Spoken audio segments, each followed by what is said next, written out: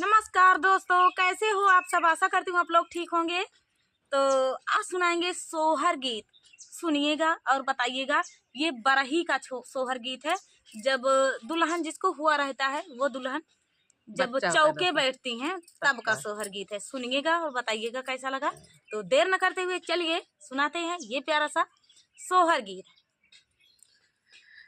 आजू मोरे छठिया बारहिया याउर जागिरो पनया उर जागिरो पनियो सखिया आजू मोरे लालन कई बारहिया चाऊ का चाड़ी बैठ बचाऊ का चाड़ी बैठ बहो सखिया आजू मोरे लालन कई बारहिया चाऊ का चाड़ी बैठ बचाऊ का चाड़ी बैठ मचिया ही बैठाई सासुता बाहू अरिया राजा कराई बाहू अरिया राजा कराई हो सासू मोरे नहीं हर पाठाऊ संदेश पियरिया बीरन लावाई पियरिया भैया लावाई पियरिया भैया लावाई हो रे नहीं हरे बहू हरे चोरी भय बीराना तोरे लूटी गए बीराना तोरे लूटी गए हो बहू हरे घर ही माँ पियारी रंगा बहू चाऊ का चाड़ी बैठाऊँ चाऊ का चाड़ी बैठाऊँ हो बहू हरे घर ही माँ पियारी रंगा बहू चाऊ का चाड़ी बैठाऊँ चाऊ का चाड़ी बैठाऊँ हो घर गए पियरिया सासू नीति पहिरब नीति उठी बैठब नीति उठी बैठब हो सासू भैया कहे पियरिया सागुना कहे चाऊ का चाड़ी बैठब चाऊ का चाड़ी बैठब हो सासू भैया कहे पियरिया सागुना कहे चाऊ का चाड़ी बैठब चाऊ का चाड़ी बैठब हमारे नैहर सासू चोरी भय बीराना हमारा लूटी गए बीराना हमारा लूटी गए हो सासू बेची डाली है ढाला ताला वरिया पियरिया भैया लाई है पियरिया भैया लाई है हो सासू बेची डाली है ढाला ताला वरिया पियरिया भाई के आई है चाऊ का लाई के आई है आगे आगे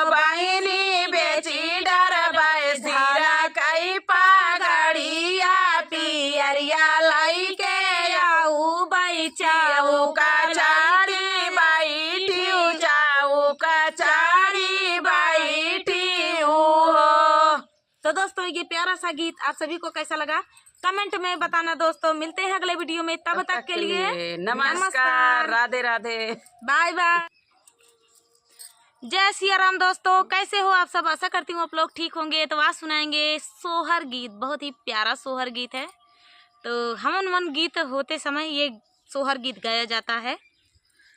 बहुत ही प्यारा सोहर गीत है, सुनिएगा और बताइएगा कैसा लगा। देर न करते हुए चलिए सुनाते हैं पुष्पा प्रजापति। दोस्तों स्वागत करती हूँ अपने चैनल पे। आज मैं दीदी दोनों ने बहुत ही प्यारा सोहर गीत लेके आई हूँ, कैसे लगा कमेंट में जरूर बताना दोस्तों। तो देर न करते हुए चलिए सुनाते हैं ये प्यारा सा सोहर गीत। रामा झूमै नौरंगिया की डर कोयाला एक बोलाई, कोयाला एक बोलाई हो। रामा झूमै नौरंगिया की डर कोयाला एक बोलाई, कोयाला एक बोलाई हो।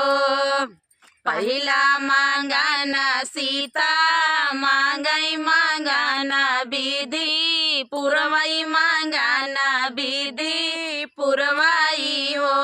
सीता मांगई अवधपुर ससुराल जनक पूरा नैहर, जनक पूरा नैहर हो। सीता मांगई अवधपुर ससुराल जनक पूरा नैहर, जनक पूरा नैहर हो। दूसरा मांगना सीता मांगई मांगना विधि पुरवाई, मांगना विधि पुरवाई हो। सीता मांगई कौशल्या ऐसी सास ससुर राजा दशरथ, ससुर राजा दशरथ हो। सीता मांगई कौशल्या ऐसी सास ससुर राजा दशरथ, ससुर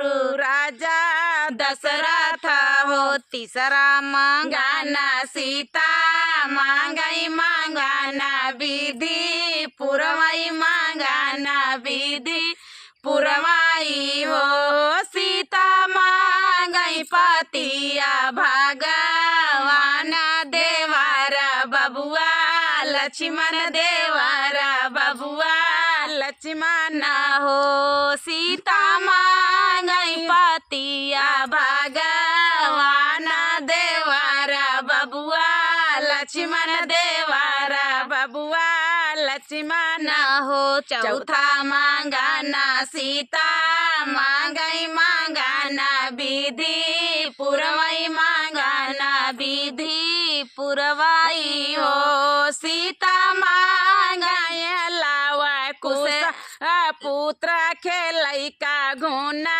घुनवा खेलई का घुना घुनवाई हो। सीता मांगई लावा कुश पुत्र खेलई का घुना, घुनवा खेलई का घुना घुनवाई हो।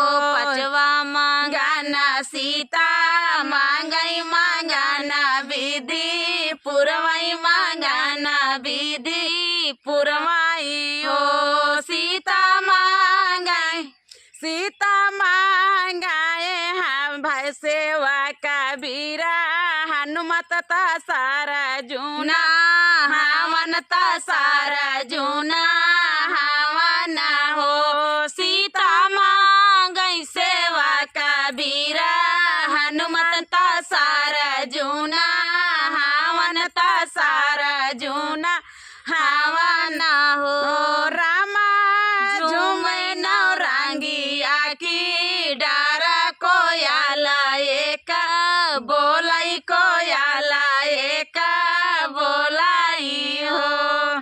तो दोस्तों ये प्यारा सा सोहर गीत दीदी सुनाई, बहुत ही प्यारा सोहर गीत था। सुनी फुल वॉच करने के लिए धन्यवाद दोस्तों। तो मिलते हैं अगले वीडियो में, तब तक के लिए जय सिया राम। नमस्कार दोस्तों, कैसे हो आप सब, आशा करती हूँ आप लोग ठीक होंगे। तो आज बहुत ही मजेदार चुटकुला नाच गीत आया है आप सभी के लिए, सुनिएगा। इतनी मजेदार है कि हंसत हंसत सबको पेट फूल पेट गया फूल दोस्तों। गया। ए हमारे नंद यही और नंद सबका सत भतारिन हुआ थी तो ये नंद नहीं यही यार मन से तू हेरत सब। अब देखा नंद अपने कह देती हैं, अब समझ जा गीत कैसे है। जो हमारे नंद ऐसे यहाँ तो गीत वैसे न है, तो सुनत जा, बताओ जा कैसे है। चैनल पे और ऐसे गीत पड़ा है तो सुन ले जा, बहुत अच्छा है। तो कमेंट करत जाए, बता जाए कैसे है। तो ए नंद यही इनका गमन देता है तो गवने में देखा का हाल होता है। अब इनके जितना यार हाँ भाई, अब छूटा तहाँ तो भैया छूटा तहाँ तो सबक मोह लागे, नहुक लागे ओनहुक लागे। अब देखा है हम कैसे कैसे का शब्द कहा गया है, मजेदार शब्द है, सुनत जाए। कमेंट में इनका हमका करे के है, गमन दे के है, विदाई करे के है, हम ही इनका भग जाई। यही हमारे नंद आनंद होती सत भतारी, सही बता देता है। आज चलत जा सुनत जा कैसे है। तो देर ज़्यादा गाना में लेट न हुए, चल जा सुनत जा। अरे सता भतरी ना नदी मोर गौने चली, सता भतरी ना नदी मोर गौने चली। अरे गौने चली बहिनी गौने चली, बहिनी गौने चली, सता भतरी ना नदी मोर गौने चली हो, सता भतरी ना नदी मोर गौने चली। अरे जौने चली बहिनी गौने चली, बहिनी गौने चली, सता भतरी ना नदी मोर गौने चली, सता भतरी ना नदी मोर गौने चली। अरे जाऊ हमारी ननदी कयावल सुदिनामा, जाऊ हमारी ननदी कयावल सुदिनामा, अरे जाऊ हमारे ननदी कयावल सुदिनामा, जाऊ हमारे ननदी कयावल सुदिनामा। अरे 900 गुंडन का धड़कन बढ़ी, सता भतरी ननद मोर गौने चली। अरे 900 गुंडन का धड़कन बढ़ी, सता भतरी ननद मोर गौने चली हो, सता भतरी ननद मोर गौने चली। अरे जाऊ हमारी ननदी का वही गवनावा, जाऊ हमारी ननदी का हो ढोलावा, जाऊ हमारी ननदी का आवा ढोलावा, जाऊ हमारी ननदी का आवा ढोलावा। आओ सब गुंडन मालाठी चली, सता भतरी ननदी होर गवने चली हो, सता भतरी ननदी मोर गवने चली। अरे 900 गुंडन मालाठी चली, सता भतरी ननद मोर गवने चली हो, सता भतरी ननद मोर गवने चली। अरे जाऊ हमारी ननदी के भैली विदैया, जाऊ हमारी ननदी के बोली विदैया। अरे होली विदैया हो, होली विदैया, अरे भैली विदैया हो, भैली विदैया। अरे 900 गुंडन का सुबही, भतरी ननद मोर गौने चली। अरे 900 गुंडन माया सुबही, सता भतरी ननद मोर गौने चली, सता भतरी ननद मोर गौने चली। तो दोस्तों गीत कैसा लगा कमेंट में बताना। ये यही हमार नंद, ये हमार नंद यही भैया विदा कह दे कौन तारा। अब जानता है यहाँ हमार नंद कैसे रही नहीं हरे माँ, हमारे धड़कन खुदे बढ़ी रही, वो तो कहा विदा कह दे कौन तारा। हम जबरदस्ती भाई के मनता ही ना रहा है। तो चलो जा भैया, गीत कैसा लगा कमेंट में बताया। ऐसा गीत चैनल पे पड़ा हुआ है और भी पढ़ी हैं, जब आप सबका अच्छा लगे तो बतावत जाया। यही तरह के गीत और आवत रहे ऐसे, और इससे भी अच्छा गीत। और बिहार दोस्तों कैसे हो आप सब, आशा करती हूँ आप लोग ठीक होंगे। आप सुनाएंगे बहुत ही प्यारा गीत है, कहारवा नाच गीत, असली कहरवा गीत है दोस्तों, असली देसी खाटी कहारवा नाच गीत है। तो गांव का एकदम देसी पेवर देसी है। तो सुनिएगा और बताइएगा कैसा लगा, कैसे कहारवा होता था। बहुत ही प्यारा लगता था, बहुत ही अच्छा लगता था। तो औरतें जो गांव की औरतें हैं कहरवा गीत जैसे हमारी नानी भाई, हमारी अम्मा भाई, हमारी जुआ सब सासू, कहरवा ये गीत हुई गाते थे दोस्तों। सासू अम्मा हुई, हाँ। ऐसे में सब लोग गाते थे। कहरवा नाच गीत। तो देर न करते हुए चलिए सुनाते हैं ये प्यारा सा कहरवा नाच गीत। अरे बाबा पीछवारवा जीरावा बगियावा, बाबा पीछवारवा जीरा का बगियावा, जीरावा फरेला का चनार छोटी ना नदी, जीरावा फरेला का चनार छोटी ना नदी, बाबा पीछवारवा जीरा का बगियावा, बाबा पीछवारवा जीरा कई बगियावा, जीरावा फरेला का चनार छोटी ना नदी, जीरावा फरेला का चनार छोटी ना नदी, जीरावा बटोर गाय टूटी गई बढ़ानिया, जीरावा बटोर गए छूटी गई बढ़ानिया, सासू मोरा भैया गारिया मैं छोटी ना नदी, सासू मोरा भैया गारिया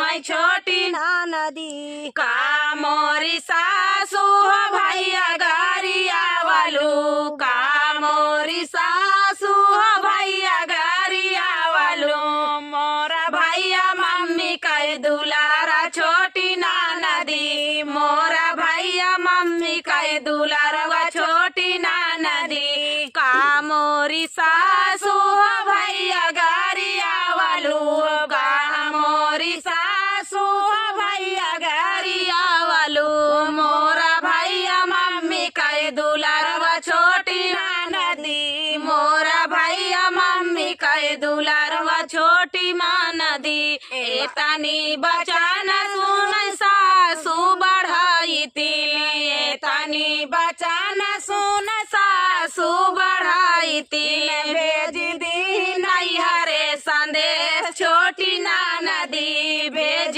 दी नैहरे संदेश छोटी ना नदी, ए तनी बचाना सुन सासू बढ़ाई तिली, ए तनी बचाना सुन सासू बढ़ाई तिली, भेज दी नैहरे संदेश छोटी ना नदी, भेज दी नैहरे संदेश छोटी ना नदी, ए तनी बचाना सोना सोना हूँ न पावले, सोना हूँ न पावले, चाली दिल बेटिया के देश छोटी ना नदी, चाली दिहल बिटिया के देश छोटी ना नदी, ए तनी बचाना बाबा सोना हूँ न पावले, सोना हूँ न पावले, चाली दिहल बिटिया के देश छोटी ना नदी, चाली दिहल बिटिया के देश छोटी ना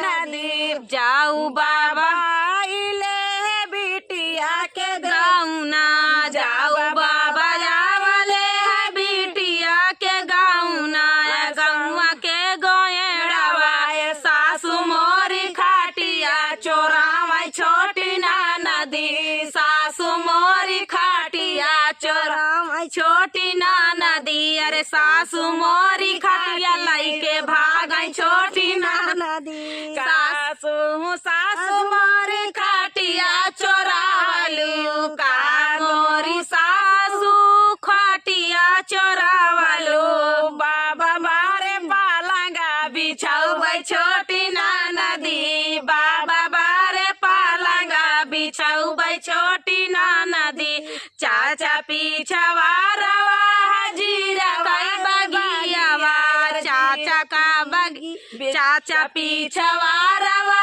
जीरा का बगिया, जीरावा का बगिया, जीरावा फरेला का चनार छोटी ना नदी, जीरावा फरेला का चनार छोटी ना नदी, जीरावा बटोर गईले टूटी गई बढ़ानिया, टूटी गई बढ़ानिया, सासू मोर भैया गारिया मैं छोटी ना नदी, सासू मोरा भैया गारिया मैं छोटी ना नदी, का तू सासू मोरा भैया गारिया वालू, भैया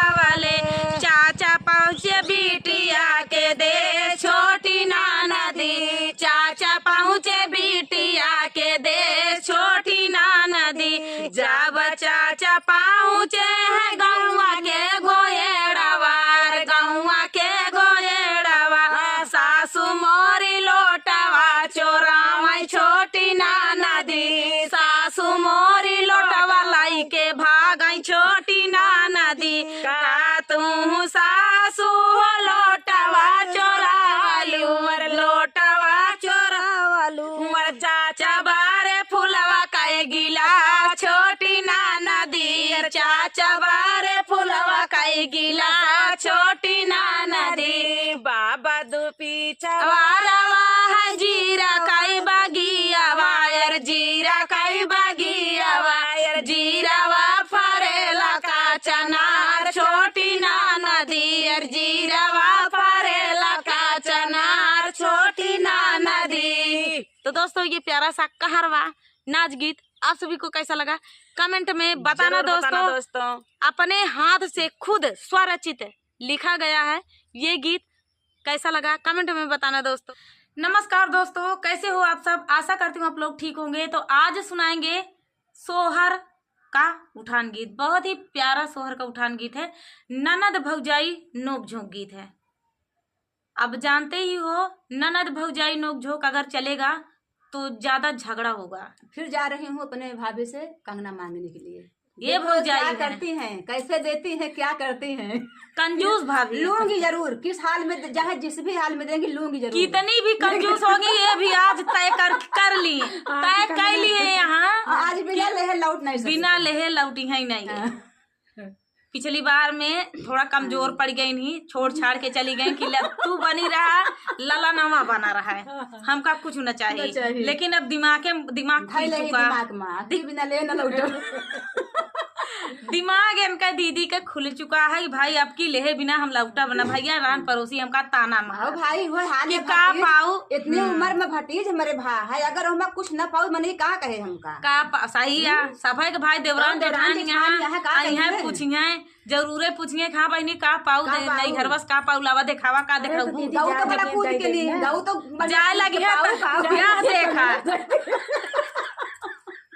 जाए लगी है तब दे देंगे। पहले से निकाल के ना धरिए कहा हमारे ननद बुलाए यही। अरे तो कुछ नोक झोंक है तब मजा आए ना। पहले लाड़ी लेंगे भैया, पहले लड़ाई करेंगे, नोक झोंक करेंगे, कुछ रस लेंगे, आरी परोस का जनवाई लेंगे तब ये देंगे। नहीं जाने कहाँ भौजाइया दिखिस न। अब देबो करिए तो का कह के देंगे यो देख रहे लास्ट में का कहा कि वो सुन ले सकते। अब बहुत जबरदस्त शब्द एक है कि ऐसा करेजवा के लाग जाए तब वो ले जाब, तब ये लेके जाइए।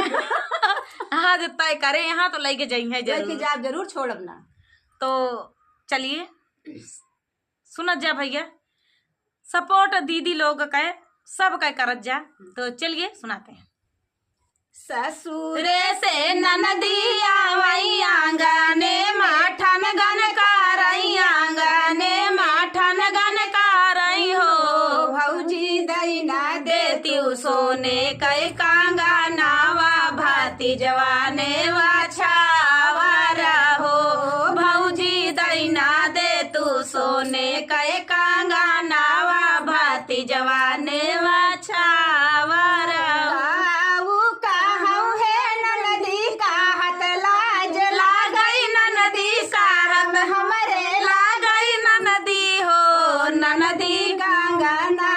लाई गई मुसारिया कंगनवा कहाँ पाई, कंगनवा कहाँ पाई हो। ननदी कंगना लाई गई मुसारिया कंगनवा कहाँ पाई, कंगनवा कहाँ पाई।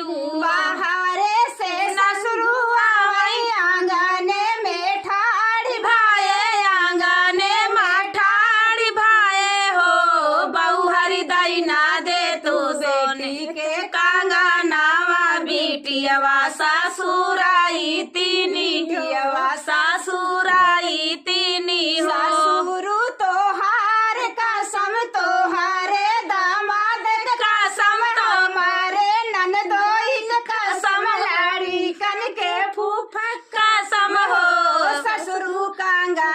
तौलाई गई मुसारिया कांगनवा कहाँ पाई कांगनवा कहाँ पाई हो ससुरु कांगना तलाई गई मुसारिया कांगनवा कहाँ पाई कांगनवा कहाँ बतावा ले भौजाई की हाल क्या है बतावा ले बहाना करती है लेकिन सुना आगे का होते भैया कितना बहाना करे लग जाए के आंगने में ठाड़ी भाई आंगने में ठाड़ी भाई हो भाया दैना दे तू सोने कई कांगनावा बाहिनिया ससुराई तीन बाहिनिया ससुराई तीनी हो भाया दैना दे तू सोने कई कांगनावा बाहिनिया ससुराई तीन बाहिनिया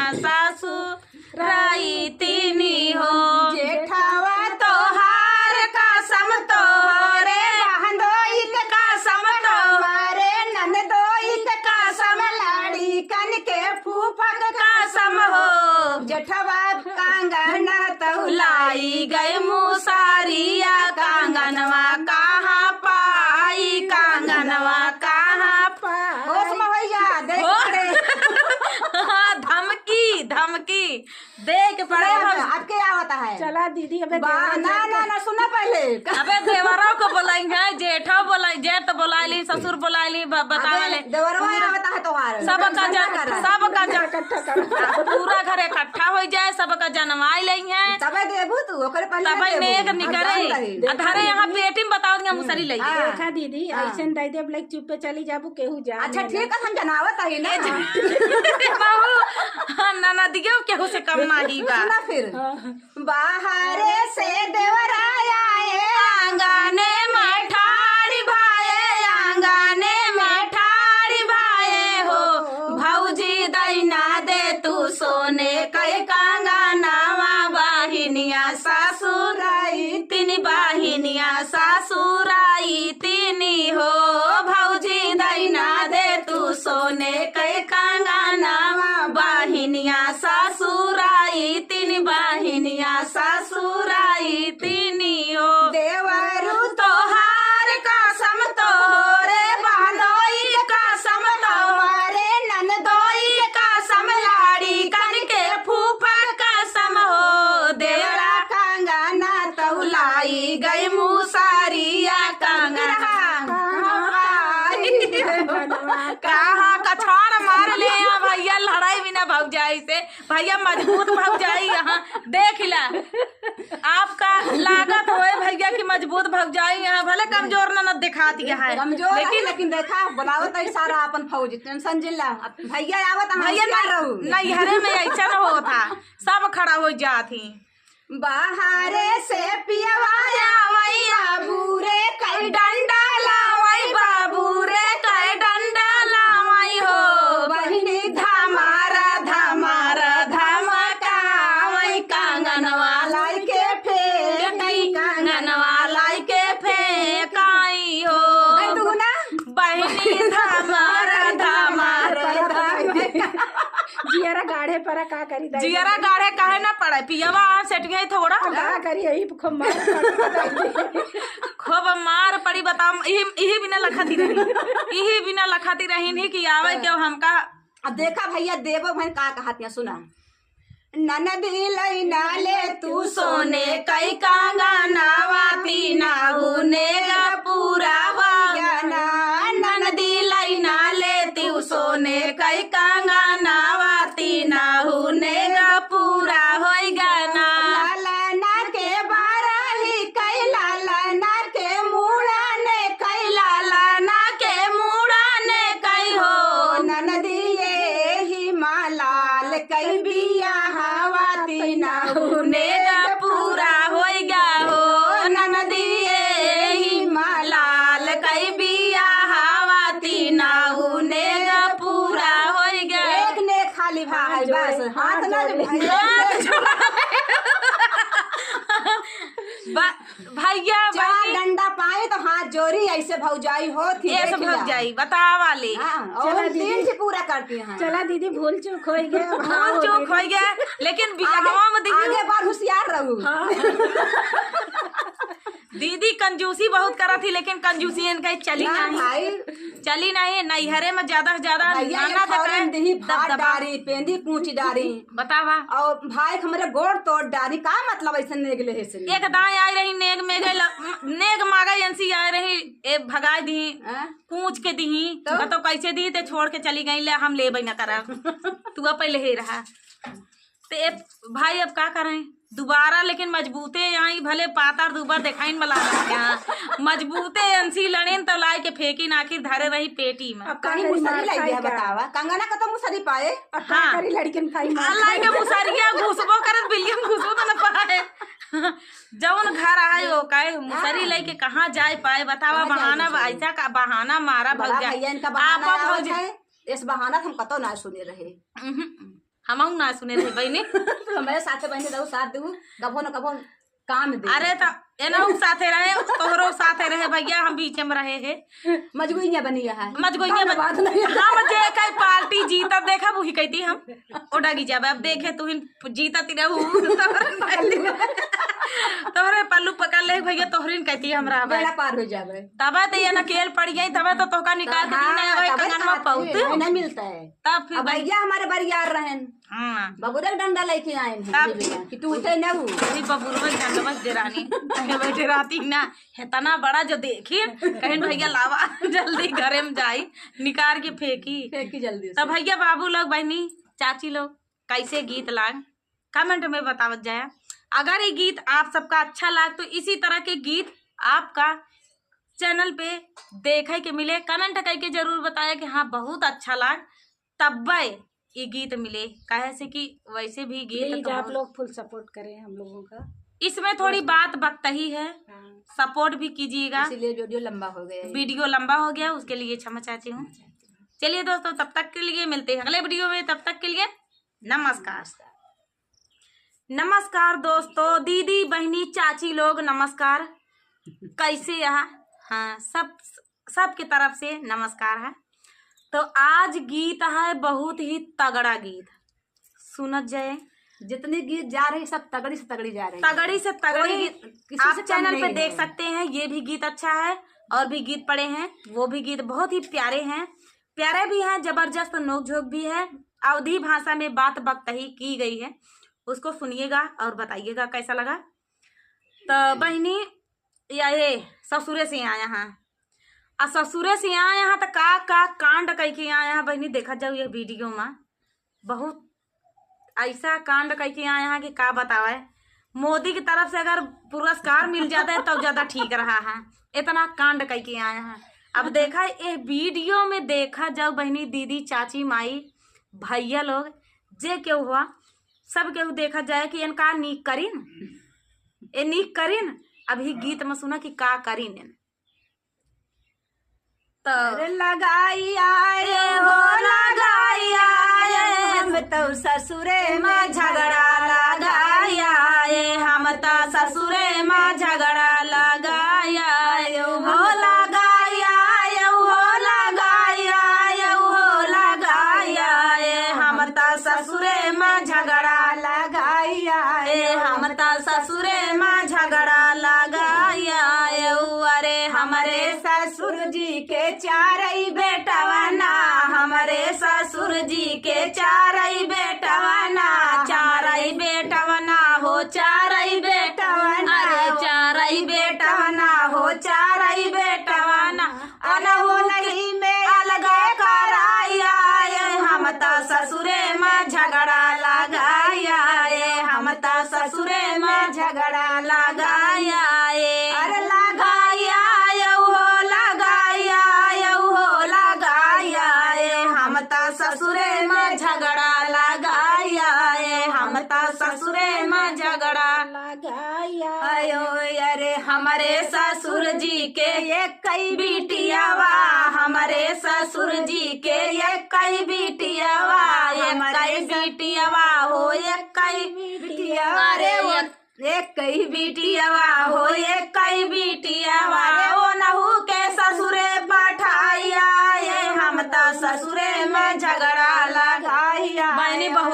ससुरे में झगड़ा लगाया बहुत अच्छा करी भैया कि हाँ उनका ससुरे भेज दे अच्छा कहे ना। बहुत अच्छा। तो क्या करती है मोदी जी से घबरा जी तो का आखिर मोदी जी बहन से झगड़ा करत रही यही तो बात इन्हें भेजते हैं।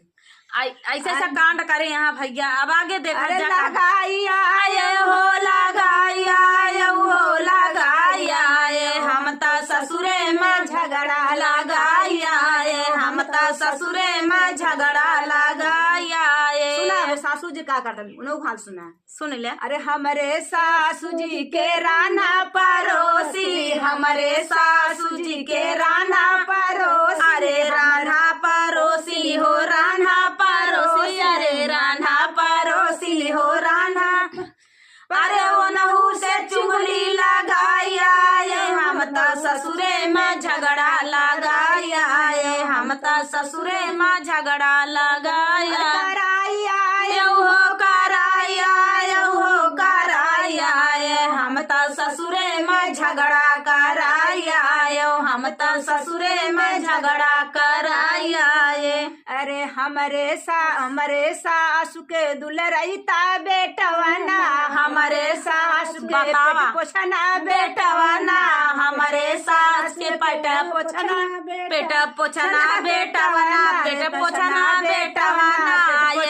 बेटवना अरे वो नहू के संगवाली आया ये हम त ससुरे में झगड़ा लगाया ये हम तो ससुरे में झगड़ा लगाया ये। अरे लगाया ये हो लगाया ये हो लगाया ये हम त ससुरे में झगड़ा लगाया ये हम त ससुरे में झगड़ा लगाया ये। बहुत अच्छा करू बहनी कि ससुरे में कम से कम केहू बस का ना रहता तो बस कर रहा है। हमका कहा था ये नाइकिन बहुरियन के ऊपर कहा था एक नाइकिन बहुरियन करत थी पुन्नाई ना करती एक नाइकिन कहा थी। हम का उठा दे है का कही क्योंकि ये नई है इन। अच्छा तो हम का कहा थी यहाँ यही हम सब कहा था उल्टे पलटे। अब दोस्तों लोग गलत कहा थी यहाँ कि नीक कहा थी यहाँ जरूर बताया भैया ये जमाना यह बतावा ले सही है गलत नवा से जमाना गलत नवा सही है। अब भैया पहले के मेहरुआ पुरनियन जो रही हूँ अपन परिवार लेके चलते रही अब जो नौकरी न लगे मन से दुभागत है हमारे तो तावा चूल्हा के ऊपर हमारे तो बेलना तावा चूल्हा अलग कैले रही सास का हम सेटवाई ना ही करी बतावा ले कहानी गाना इनके ऊपर बना है लेकिन हमका उल्ट के दे देती हैं सब कैसे हम लेवे गाना इनका राटे जेल है अपने जमाने में हम कहे जेलियों का। तो दोस्तों लोग कैसे ठीक कहा यहाँ कि गलत कहा यहाँ एक कमेंट में बताया और सही सही कैसे लगेगा प्लीज आप लोग अच्छा लगे जरूर कमेंट करना भैया। नहीं के ऊपर कहे बहुत मेहनत हुई है। हाँ सारा हमारे ऊपर उड़ाए दे यहाँ भैया लोग और दीदी बहनी चाची लोग हमारे ऊपर उड़ाए यहाँ का बताए हम फंसी गए भाई दबी गए पसीना हो रहा अब हमका भेजावे में ये न कहा पसीना छूटी बतावा मतलब इतना हम इनके सबके बस का ना ही रहे हैं लेकिन जे करे जे का लाग जाए दू भग जाए ससुरे भेजन के मनी है। अरे भैया का पर मोड़े कैदे रखे रहबे कैदे रखे रही हैं सही बात या काहे से हम डरवा कूदत रहे ना ना भैया कौन भरोसा निभावे करे ना। तो चला बहनी दीदी चाची लोग हाँ तो कैसे गीत लागे कमेंट में बताओ। जया मिलते हैं अगले वीडियो में तब तक के लिए नमस्कार।